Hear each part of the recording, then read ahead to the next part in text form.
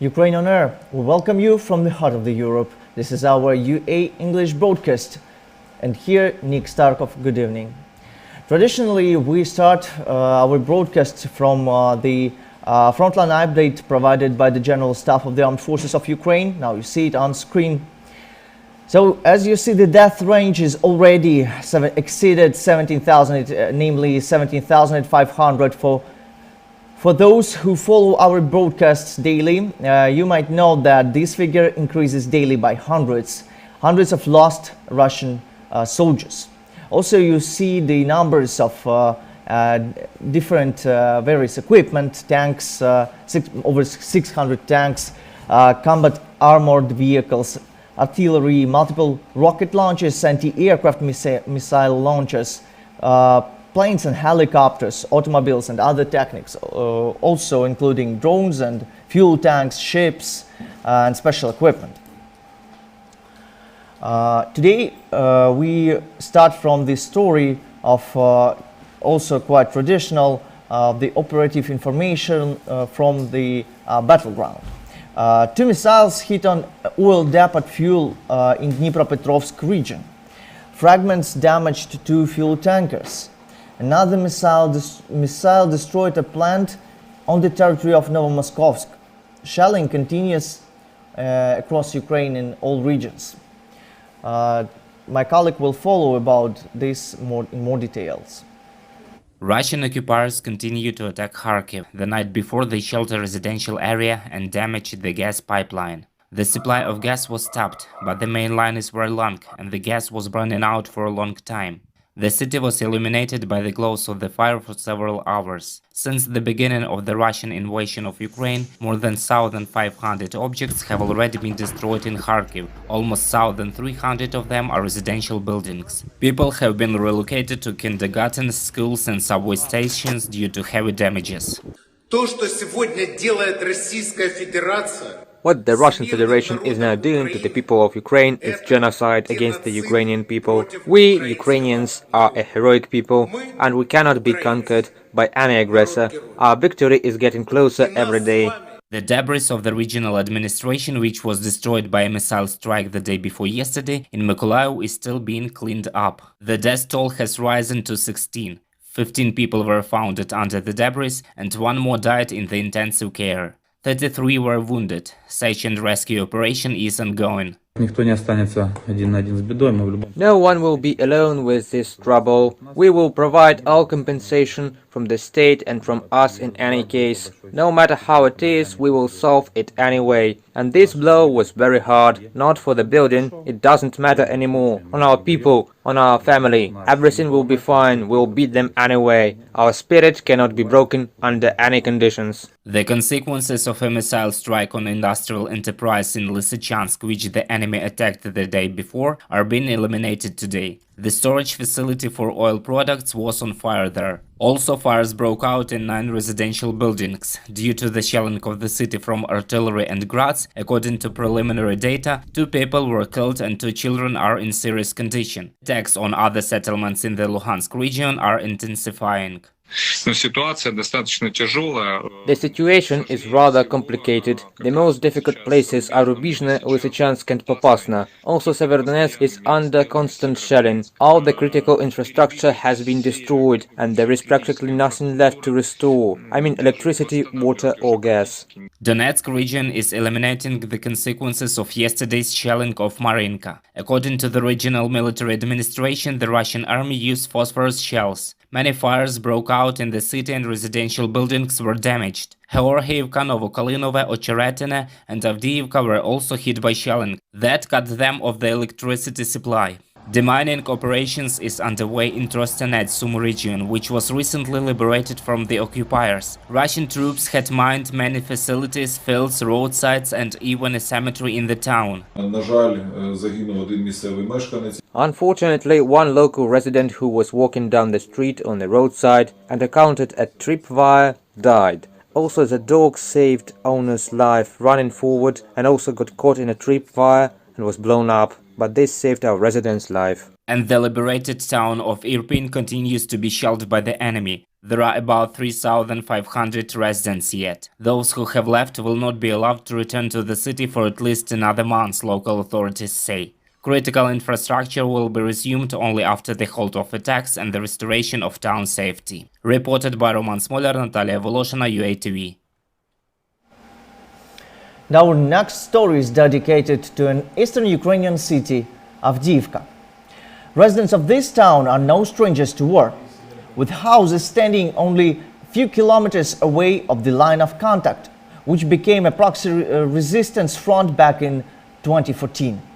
Now the city water supplying line is located in the combat zone.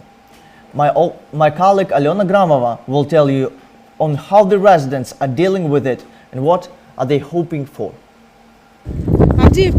Avdiivka is one of the hottest spots in Donetsk region, just 1 kilometer from the contact line. For more than a month there is no water supply, there are problems with electricity. The city will have a humanitarian catastrophe soon. Water supply in the uncontrolled territory of the Donetsk region was ruined by Russians at the beginning of the armed aggression. As a result, residents of the Frontline city and 2 settlements of the neighboring community were left without water. The townspeople, despite the constant shelling from the territory uncontrolled by Ukraine from the very morning, are searching for drinking water. We got used to such conditions, you know. I'm 77 years old and have to find water. Like everyone in our city, we hope that the war will end soon. We will win and everything will be fine. Walking through the central streets of Avdiivka city, it is very difficult to find at least one surviving house.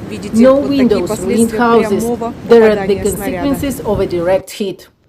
Do you know if anyone was there at the time of shelling? Were there any casualties? There was no one there. Fortunately, everyone left.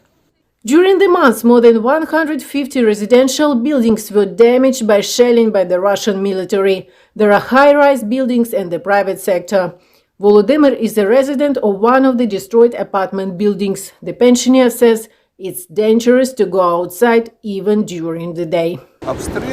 Shellings are all day and night. Shops are closed, there is no food and medicine supply. There are 2 places on the food market. I call them heroes of Ukraine. But despite the hostilities, utility services remain in the city. Volunteers are engaged in the supply of humanitarian aid. Local authorities provide townspeople hiding in shelters with everything necessary.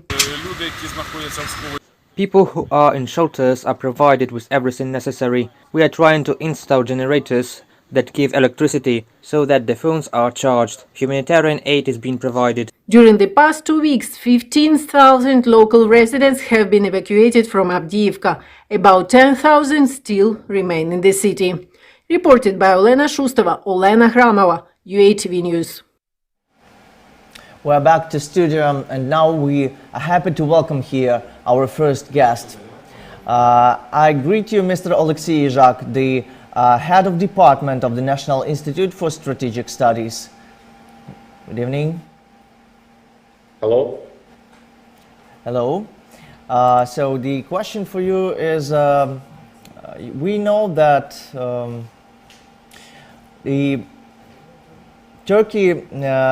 the outcome of Turkey, Lavrov and Kuleba, the 2 foreign ministers of Russian Federation and Ukraine, may meet within the next 2 weeks.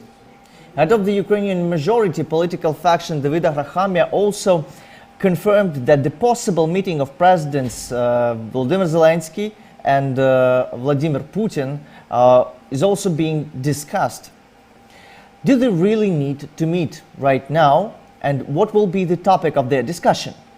And how possible that the sides will finally find the matter for any productive discussion? As we saw after the meeting in Istanbul, Russia admitted Ukrainian scheme for achieving the peace, and this scheme means that Russia have to withdraw its forces to the position before the war. It means before 24th of February. And on the background of this withdrawal, some sort of peace treaty should be prepared, and this treaty should be paraphied by ministers of foreign affairs, and then it will be possible to sign it on the level of president. And this treaty should include guarantees, international guarantees of Ukrainian security, and as I understand, this agreement from Russia to meet on the level of ministers of foreign affairs means that Russia continues to adhere to this agreed position.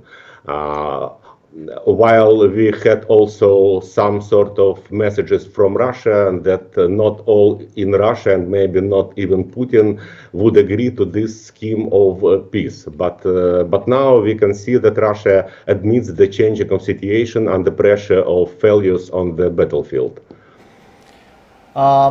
This is quite an interesting question about the situation that is going on right now in battlefield. We know that according to the agreed framework in Istanbul, we cannot call it even deal right now because it's not signed. It's just a draft project of some deal. But still, we, as you've mentioned, just some sort of agreements have already been noted.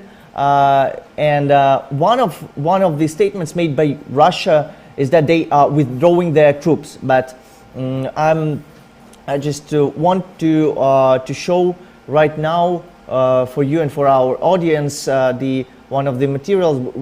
Pentagon just reported that Russian troops are indeed changing their positions and retreating from Kiev, but they do not confirm that the actual threat to Kiev has already been lifted. And I'm just asking my team to move to the next story. Kirby from Pentagon, the press secretary.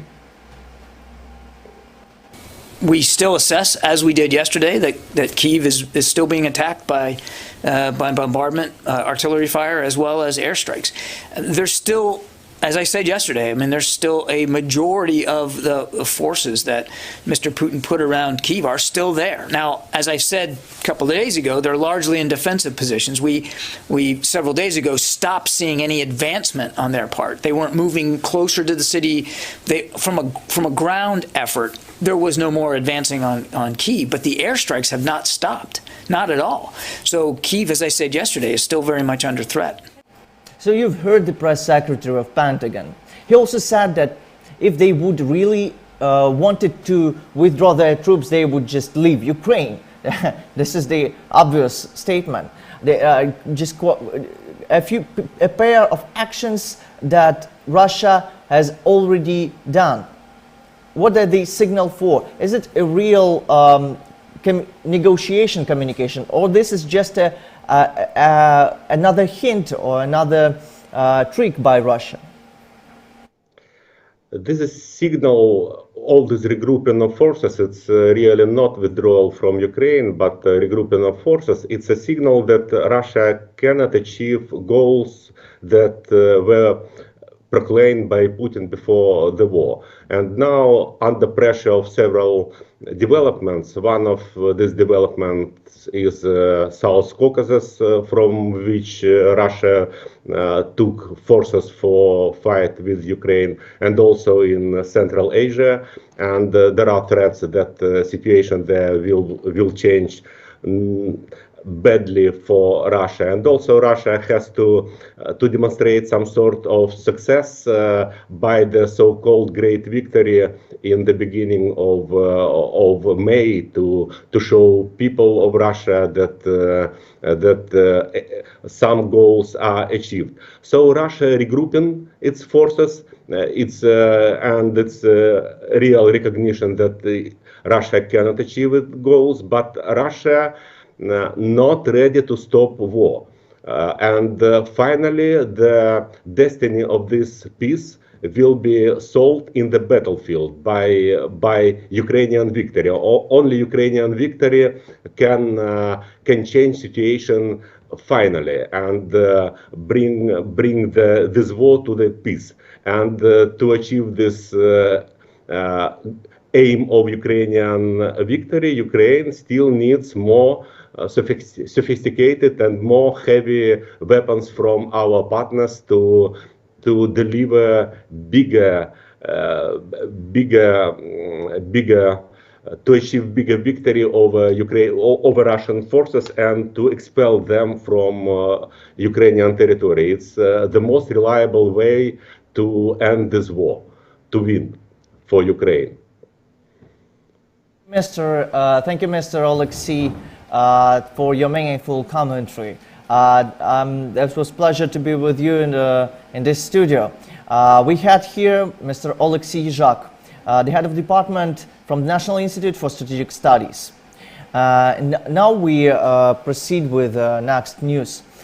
Starting in the heart of Norway's democracy. Only twice since the end of the World War II have foreign politicians been honored in the parliament of the northern state. One of them was Winston Churchill in 1948. The second was Vladimir Zelenskyy. I don't have the video, we don't have the video of Churchill's speech there, but we can show you how the picture of how Zelenskyy was greeted by the Norwegian parliamentarians.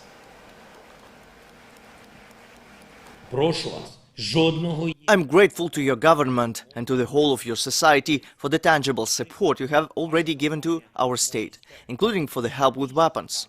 You have taken historic steps by giving us what we need in the struggle for freedom and against tyranny. But the war continues. Russia is sending new forces to our land to continue to destroy us, to destroy Ukrainians. We must do more to stop the war. The first and most important thing is weapons. Freedom must be armed no worse than tyranny. I will be very specific in these walls, in your walls. Believe me, we are losing specific people, specific cities are being destroyed. So I want to make it clear what we need. In particular, anti-ship weapons, Harpoon missiles, as well as air defense systems, NASAMS. In addition, we need weapons to destroy armored vehicles and artillery systems. All the weapons you can help us with will be used only to protect our freedom. Your freedom, only to protect the freedom and security you enjoy with other Europeans. The second thing is sanctions, the only way that can motivate Russia to seek peace. I am convinced that the country that annually awards the Nobel Peace Prize understands better than anyone else what peace is worth and how we need it, how valuable every effort on the way to peace is. Therefore, new sanctions packages must be introduced weekly without pauses. The stronger they are, the sooner we will restore peace. I am grateful to Norway for joining the EU sanctions, but I ask you to do something else as well. It is important that European companies do not help the military machine, which has already killed thousands of our people, destroyed dozens of cities completely. No crown.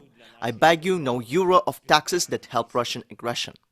For example, your company Motus Tech and other companies must stop supporting Russia's ability to destroy neighbors. How can one supply ship equipment to Russia when it uses its fleet to mine the sea and destroy any opportunities for free navigation? Also, the European Union, and therefore I hope Norway, must finally implement a ban on Russian ships using ports on the continent. As long as Russia blocks our ports, it has no right to use all the ports of the free world. I want to emphasize, this is not a question of money. No, this is a question of freedom and security of navigation in the world.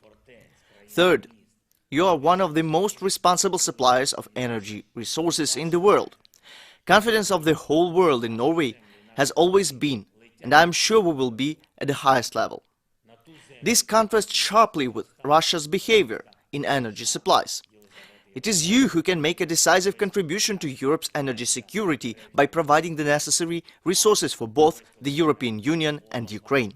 We have already started a dialogue on the supply of about 5 billion cubic meters of gas to Ukraine for the next heating season. I hope this will be the basis for our long-term cooperation in this area. Major step forward. International Committee of the Red Cross confirmed that the readiness of Russian Federation to unlock the humanitarian corridor from Ukrainian cities to Mariupol. Let's listen to the Deputy Prime Minister of Ukraine, Irina Vereshchuk. Вітаю, шановні українці. Hello, dear Ukrainians. I report on the plans for the work of humanitarian corridors for today, March 31st, 2022. So, last night we received a message from the International Committee of the Red Cross that the Russian Federation confirms its readiness to open access to the humanitarian convoy in the city of Mariupol with transit through the city of Berdansk. We sent 45 buses on the route to Mariupol. 28 buses should be obtaining a permit to pass through the Russian checkpoint in Vasiliivka at the moment. Also, 17 buses have already left the city of Zaporizhia. We will do everything possible to ensure that buses arrive in Mariupol today and pick up people who have not yet been able to get out of the city. To date, 2 humanitarian corridors for the delivery of humanitarian aid and evacuation of people from the city of Melitopol have been agreed, as well as for the passage of a column of people on their own vehicles from the city of Energodar to Zaporizhia. On the way back, in the city of Zaporizhia, people on their own vehicles will be able to join the humanitarian columns from Mariupol and Melitopol. Our military has fully confirmed and guaranteed a complete ceasefire. So, at 9 a.m. we start the evacuation. Thank you. Until the evening news. See you. Take care of yourself. Vladimir Putin has repeatedly voiced territorial claims over some parts of the Ukrainian territory. By launching a military campaign and invasion of Ukraine, he has created a dangerous precedent that can actually backfire on Russia itself. My colleague knows more on the subject. Opening up second fronts against Russia could help Ukraine confront the Kremlin. The opinion was stated by the Secretary of the National Security and Defense Council of Ukraine, Alexei Danilov. He noted that these are mostly quasi-states created by the Kremlin and which have never been recognized by the civilized world. Azerbaijan has launched an offensive in the Nagorno-Karabakh region. This happened after Russia openly invaded the territory of Ukraine and withdrew its so-called peacekeeping forces from the disputed territory between Armenia and Azerbaijan. At the same time, the Nagorno-Karabakh region is not the only Russian-controlled territory that Azerbaijan wants to regain. In 2014, the leader of the country's Democratic Party, Sardak Jalaloglu, demanded that Russia give back Dagestan. He said that if the Kremlin wants to be ally of Azerbaijan, it must return its historic lands, while Dagestan itself also has questions for the Kremlin about its lands. Japan makes territorial claims to Russia over 4 southern Kuril islands. These territories were annexed by the Soviet Union after the end of World War II, and no peace treaty was concluded between the USSR and Japan. After the collapse of the Soviet Union, the islands became part of Russia, and formally, the Kremlin is still at war with Japan. For years, it was a matter of jokes for Russia. Now it's not. The issue of peace has been raised more than once in recent years. After Russia's open invasion of Ukraine, Japan reiterated its right to the island. In response, the Kremlin began military exercises there, and the legend of these maneuvers is counteraction to the enemy landing, which is trying to capture the Kuril Islands. Georgia was torn apart by the Russians several times. The whole region, South Ossetia and Abkhazia, went under Kremlin control, but still no movement in this direction for now on the part of Tbilisi. In mid-March, the Parliamentary Assembly of the Council of Europe officially recognized Transnistria, Pridnestrovia, as a zone of Russian occupation. De jure, it is the territory of Moldova. De facto, so-called Transnistrian Moldavian Republic is a self-proclaimed state created as the result of the Kremlin-provoked conflict.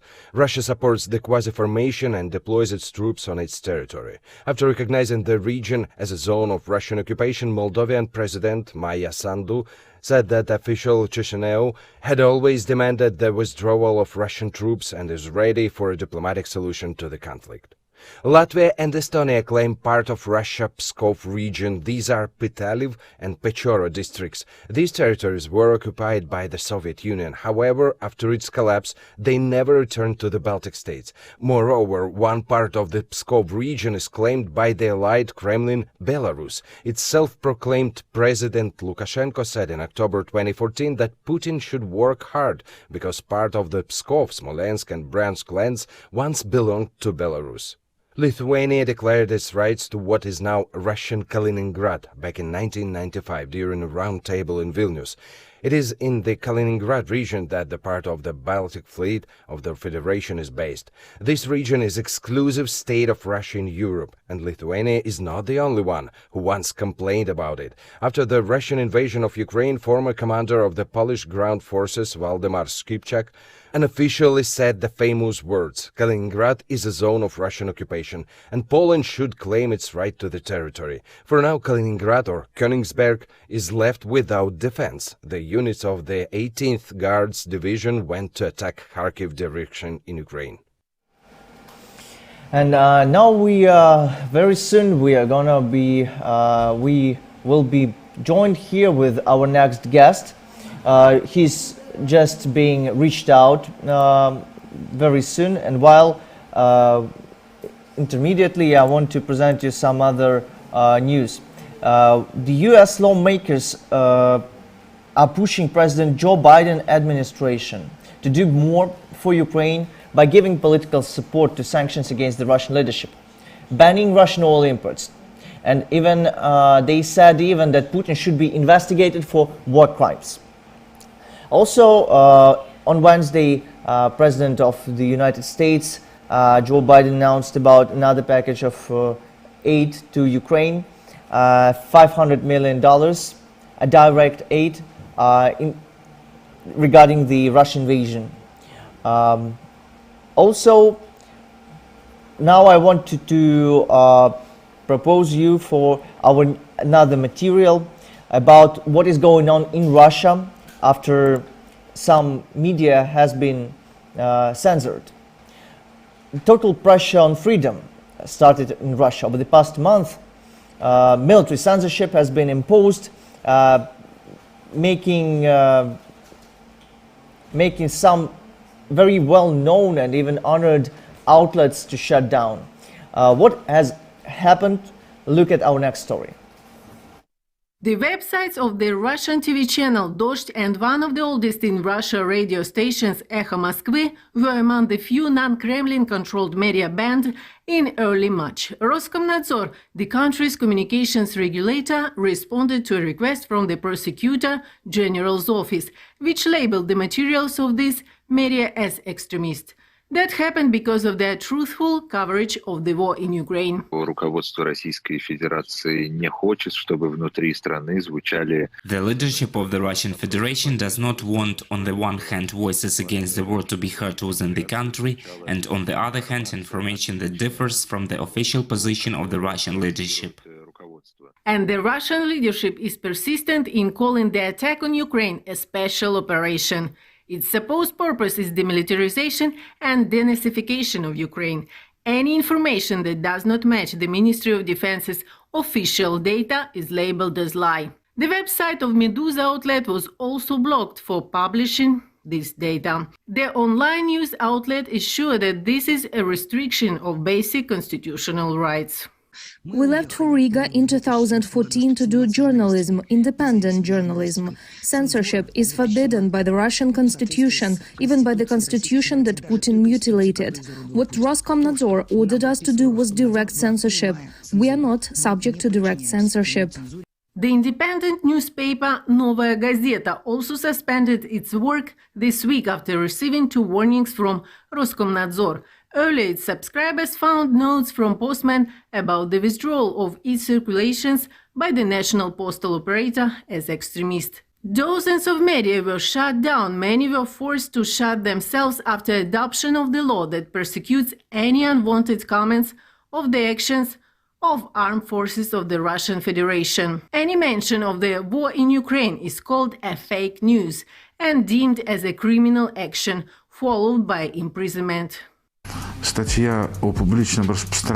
According to Article 207, Part 3 of the Criminal Code of the Russian Federation, anything can be qualified as a fake. If it is fake, first they fine from 700 to 1.5 million rubles. If it is a repeated case, they sentence to 3 years in prison. Other repeat leads to 5 million rubles fine and a sentence up to 10 years. In addition to the media, social networks such as Facebook and Twitter has also been banned.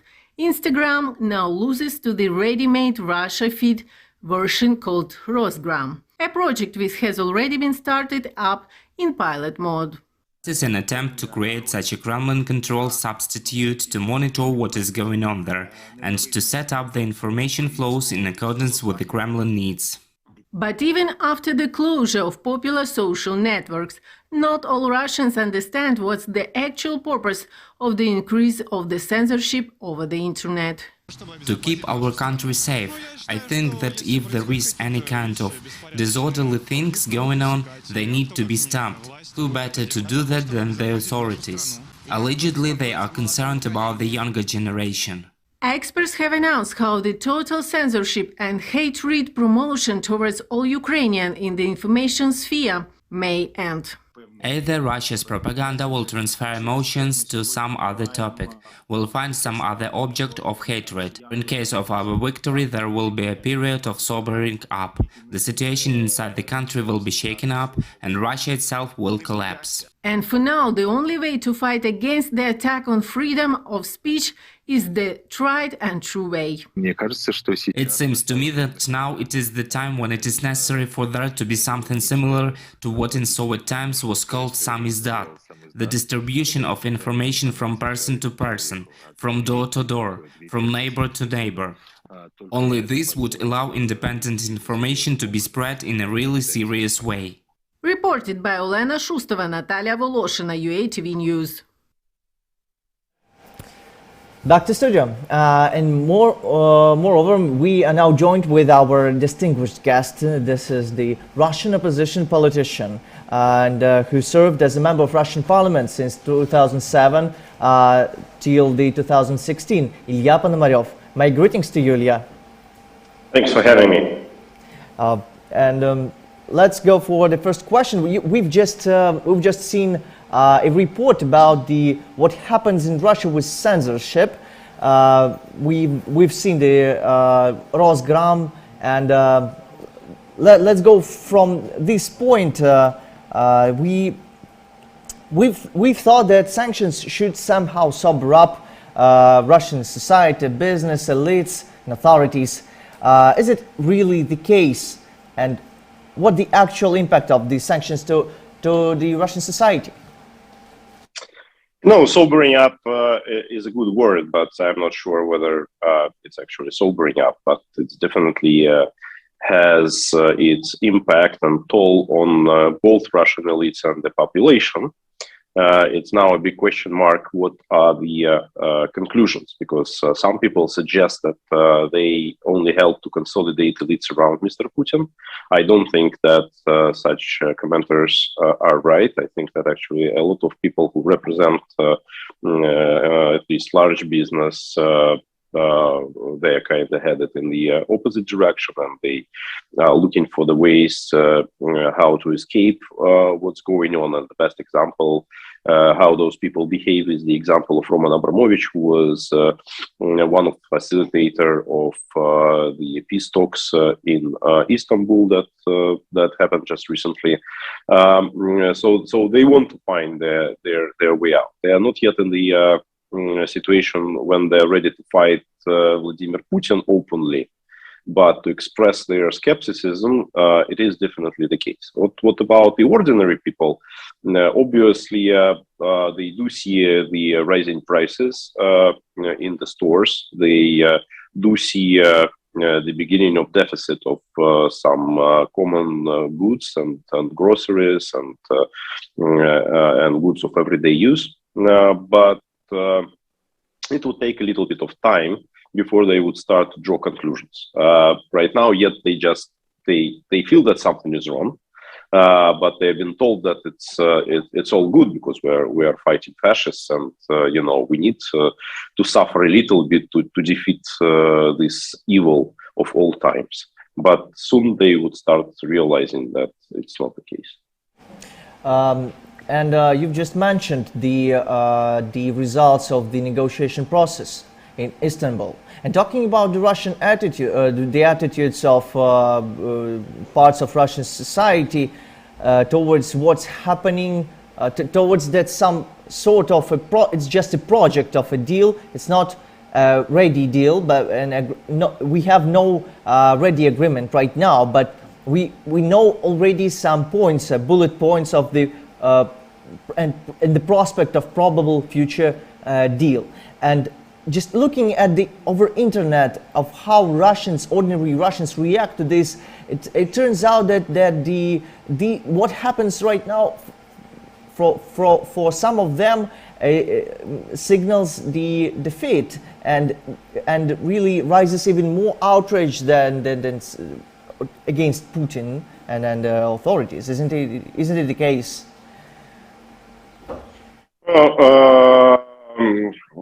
I don't think that Russians fully understand what actually happened. But what actually was triggered is the reminiscence of the peace process after the first Chechnya war in Khasavyurt. And that's the comparisons, the parallels that I hear all the times in all the comments of so-called patriots, those people who Putin energized on his side to convince Russian population that this war is something that is actually needed, and those people, they start to feel betrayed. That's exactly how it should have been.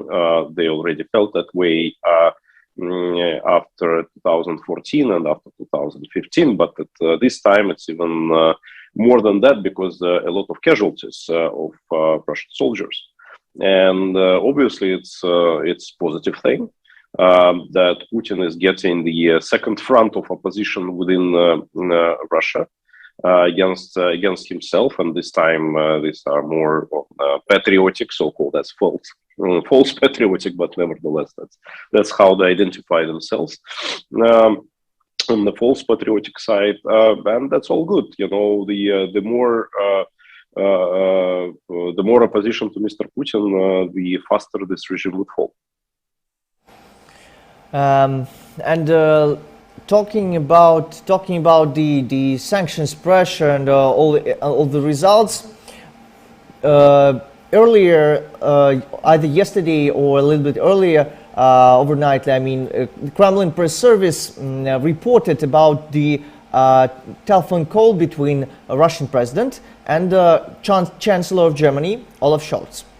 And that was quite, excuse me for this commentary, ridiculous for me, because the content of their phone call was for me like the Kremlin reported that Vladimir Putin informed the federal chancellor about the change in their regulations, that now all the transitions and payments for gas supplies will be done in Russian currency, rubles, and that this change procedure is introduced due to the fact that that in violation of international law, the currency reserves of the Bank of Russia have been frozen by EU member states. And then Putin had asked Scholz to transfer money to another account that is not frozen by EU sanctions. What was that? Oh, that was a pretty obvious thing. That's what Kremlin is doing at the moment. They are trying to support the exchange rate for ruble. They are doing it through a very non-market regulations, and I would say that ruble is no longer a freely converted currency. Obviously, they want to take off the risks that are associated with the sanctions and the conversions and this kind of operations. But I think that the actual result would be the opposite. Firstly, already both Scholz and Macron told Putin to get lost with his demands. Macron completely, Scholz, as Germans always do, more cautiously, but nevertheless, currently, all the transactions would be continued in euros and not in rubles. But I think that the actual result, the bottom line, would be that ruble would actually fall under international sanctions as well, and that would be the end of this discussion.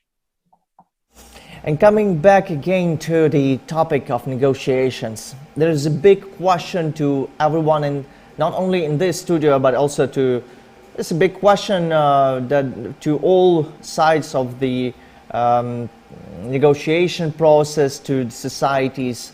How will finally this process will end? And we just know that Ukrainian side proposed a great framework, a new security framework in the Europe, stating that countries such as United States, Great Britain, United Kingdom, and other big armies of the world, they will provide security guarantees for Ukraine in case of some conflict, invasion, or war in Ukraine.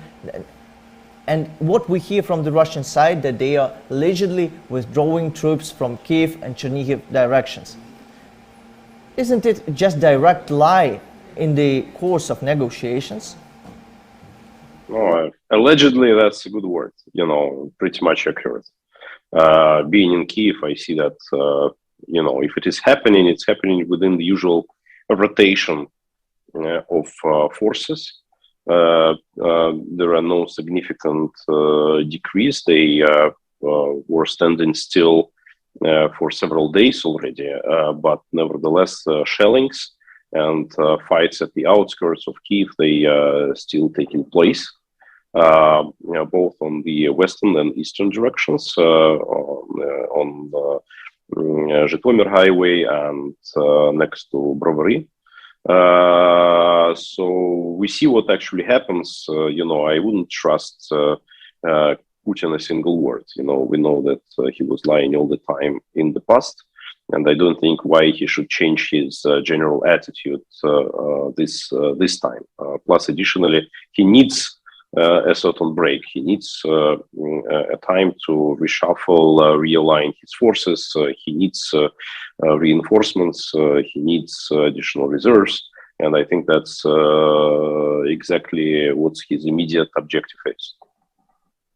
So thank you very much for being with us here, Mr. Ilya.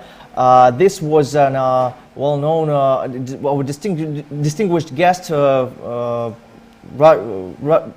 Russian oppositional politician, and he served as a member of Russian Parliament back in 2007, 2016. Thank you very much for being with us this evening. And now we proceed with other news. Now we will show you a short story prepared by our team about what just happened here over the course of Russian invasion, 36 days. Let's go for it. More than 1 month of war in Ukraine. More than 1 month of quiet world reaction and endless discussions on what to do with Russian aggression.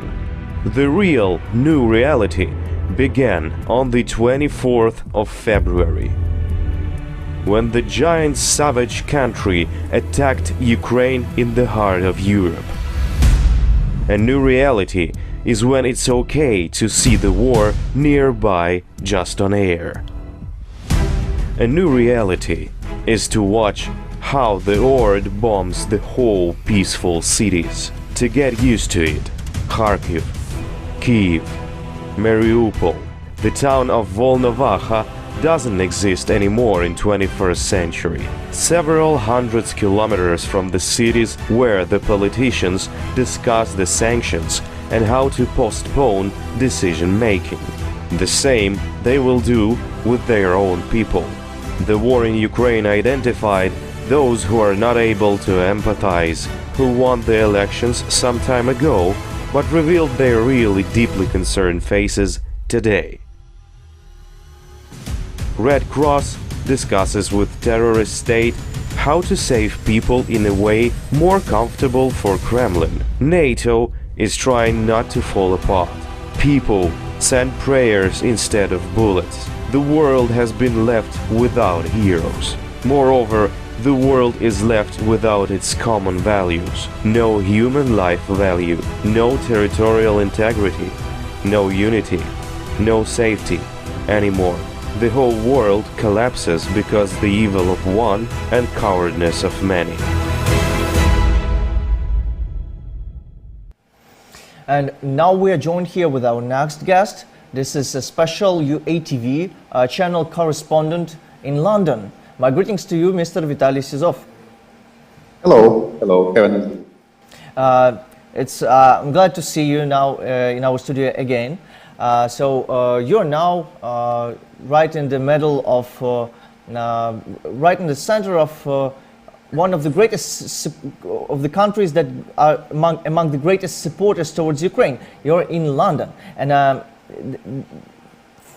the question for you is, that recently, as the part of the backlash towards this role of the United Kingdom, Russian presidential speaker Dmitry Peskov told Russian journalists that Kremlin views Johnson as the most active participant in the anti-Russian race. So, what's your point from that side, from London, and what actually efforts, Londonier efforts are about? The most significant efforts is support the democracy and the independence of Ukraine.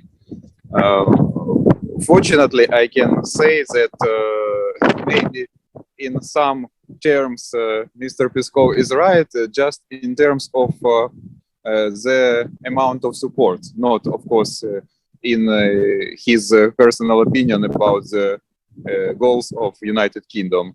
I could say that this support, I think that we see a lot of support publicly, and at the same time, I think the huge part of this supporting is provided to Ukraine without publicity. Last weekend, I had a meeting with ambassador of Ukraine to London, Mr. Pristaiko, who can find interview with this official on our YouTube channel and other platform. But as I understood from conversation with him, not all support of United Kingdom could be provided publicly, because a lot of things they connected with military aid. And of course, in case of war, we could not show all amount of support and which particular kind of weapons supplies to Ukraine. And that's why I think that the role of the United Kingdom could be even more than all Russian propagandists could imagine. That's very interesting. So probably you've got some insights from inside. Know that Volodymyr Zelenskyy, in his recent address, he pointed out specifically the role of ambassadors, and he even stated that a couple of them should leave from their positions, namely in Morocco and in Georgia. And he deliberately pointed out that this is due to their this is due to their efficiency in the main goal of the foreign relations front, where Ukraine needs military supplies and sanctions. So, Volodymyr Pristaiko, you've talked to him. Vadim, excuse me, Vadim. Thank you for your corrections. You talked with him in person. What do you think about the role of our diplomacy there? I think that our diplomacy is very effective, and our ambassador, he has a lot of experience. He was a foreign minister. He worked in administration of president and office of president. He was a special envoy of Ukraine in NATO, and I think he prepared enough to this role on the one hand. On the other hand, of course, it's always better to work in such country as the UK, because the level of support, as I have mentioned, is significant, enormous, and the UK among the leaders of in support of to Ukraine. That's why I think in our case, I don't know the situation in Morocco, but in case of the UK, we have this cooperation, very effective cooperation between local embassy of Ukraine and the government of UK. And of course, all these things about which have said President of Ukraine, these critics, of course, it's not about the UK, the embassy of Ukraine to UK, and not about the ambassador to UK,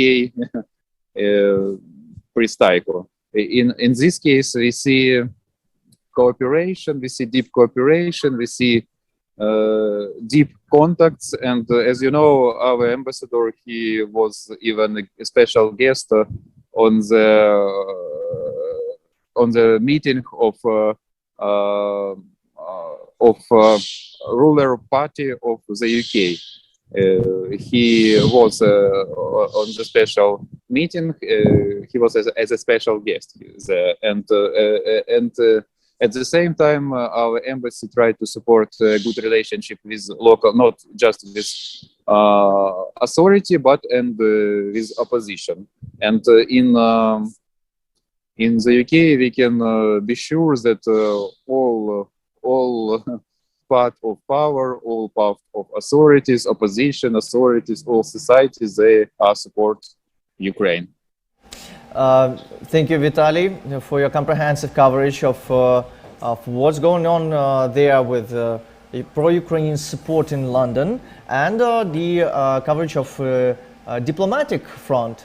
And let's share the hope that not only United Kingdom, but everywhere where diplomatic achievements will be at the same level. Thank you very much, Vitaly. This was our special UATV correspondent in London. And we are on the brink to complete our today's broadcast. And I just want to share with you one small information. Near the memorial to Soviet troops in the Tiergarten Park in Berlin, there was a T-34 tank, very well known for by its participation in the World War II, and it was covered with Ukrainian flag, as you might see now, by some unknown activists. But the interesting fact happened later. The Russian embassy sent a note of protest, while the official Berlin responded that the T-34 tank was designed in Kharkiv city, and the Kharkiv is Ukraine.